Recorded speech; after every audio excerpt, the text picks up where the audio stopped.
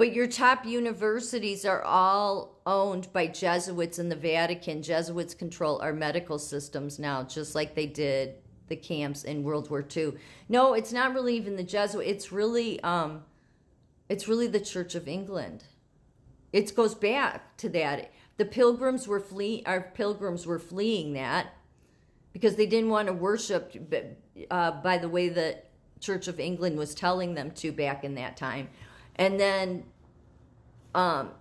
they knew they were fleeing here, so it only made sense that the Church of England, because all of these universities, I just did a video showing the 13 colonies and their 9 universities that were here before even the revolution. They came in like right at, within like 50 years of the pilgrims getting here.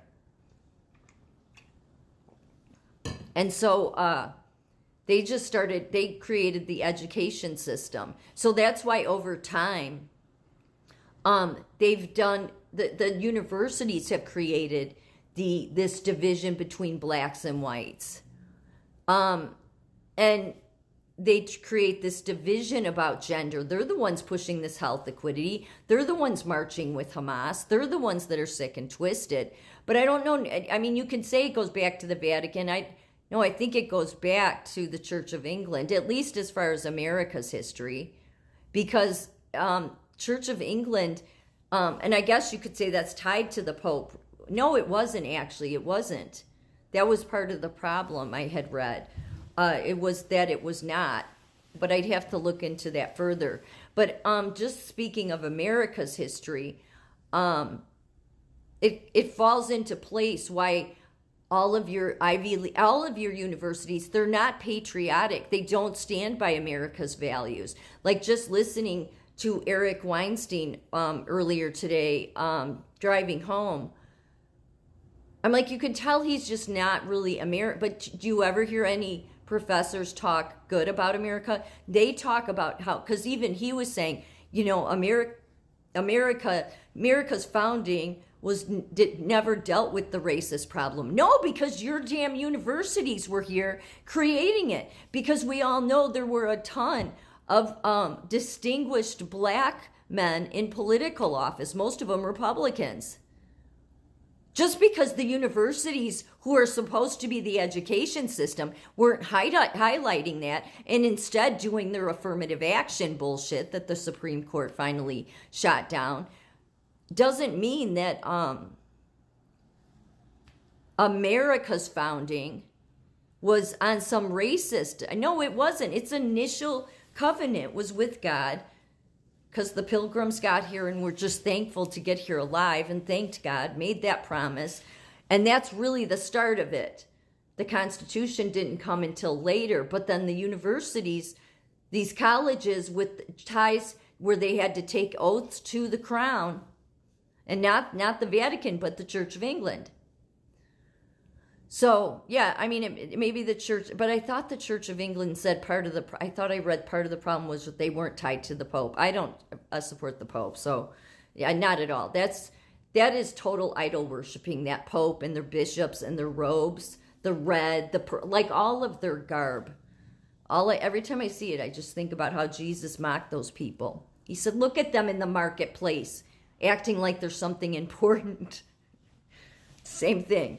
But I wanted to say something and I know I brought this up in videos, but not for a while, but this has just always been in the back of my mind, and it's bothersome to me, and I know it gets under people's skin because, everybody loves JFK. Okay, well, I have some questions about JFK. I do, and nothing to do with his, the mob connections and Maryland. No, it's about he paid when he wasn't even president yet.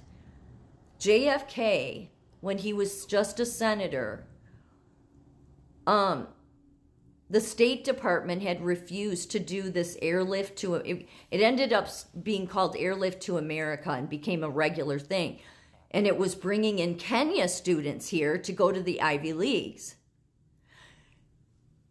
So the State Department saw a security problem with it.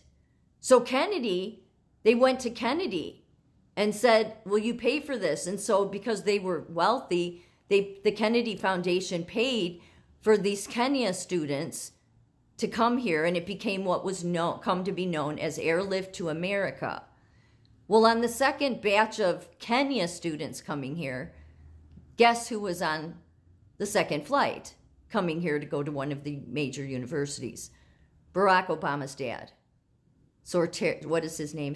I can't remember his dad's name, but his dad, who then went on to, and then he moved back there, and, Obama was born in Kenya, but no matter what the liar says. But that's how convenient that all worked out that way. I mean, I'm sure it was just a coincidence because JFK was a saint, right?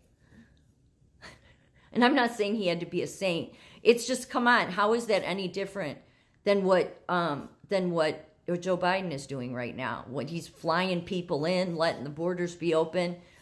Why was JFK, when he was just a senator, allowed to just bypass the State Department and fly these Kenya people in? Why wouldn't JFK want the black people that were American citizens to go to these universities? Why was he shipping people in? Do you see what I'm saying? It kind of goes to the same problem that's going on now. Yet everybody puts JFK on this pedestal, and I could be totally wrong, but they promote this Airlift to America shit. Go look on YouTube to what they have to say. Some of the, the libraries that talk about what a wonderful thing this was and the pictures of it. It's like, what? Why wasn't he? Why? And maybe it was to cater to the black community. I don't really know, but the best way he could have promoted the black community was to get the black community that lives here, send them to these, to get this education. Why were you flying foreigners in? And it just happens to be that Barack Obama's dad was on the second Airlift to America. That's what it's called. Look up Airlift to America. And yet it's the same thing Joe Biden is doing. So I'm just wondering how it was JFK as a senator. I mean, what senator there right now or at any time can just be like, yeah, we're going to pay for this and just fly these illegal people that are not citizens in? Yeah, they somehow got some green card or something. Yeah, but it's just, yeah, I think there's some people out there that put JFK on this big pedestal. I'm not saying maybe he was really trying to do good for the country, and he thought this was the best way to try to bring blacks and whites together. But was he? Was that, or what would it have been better to try to, promote the black people that are citizens here, that live here? Why bring in, I'm not saying there's anything wrong with that, but they could have went the legal route. The Kennedy Foundation paid for these people, and it became a regular thing.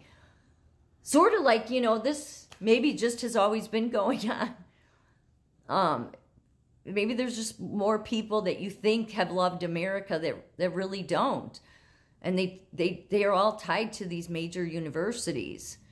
The universities don't seem to love America. When do you hear any professor say anything good about America? I mean, they're the dirtbags, really. I mean, they just are, because America's founding was not on racism. It wasn't anything about that. It was about fleeing that kind of stuff. The original founders, they were about their faith. That was everything to them. That's what guided them. That's really where it started, even though the Constitution came later. That's when America officially began. So, that the whole reason for that's the reason the 1619 Project, that bullshit, that's just the universities trying to change. That's part of what they've done too, is little by little, I said the other day in a video, the universities do this drip into staining the history of America and tainting it with lies. Because when do you ever see a university be patriotic? They'll be patriotic towards Hamas. They'll be patriotic towards communist Islamic countries that kill their own people and behead women if they're not covered from head to toe. They'll support that garbage and promote those flags, just like that Tashida Tlaib in Congress does. But you don't see these people ever stand up for America, and it's because the founding goes back to the Bible.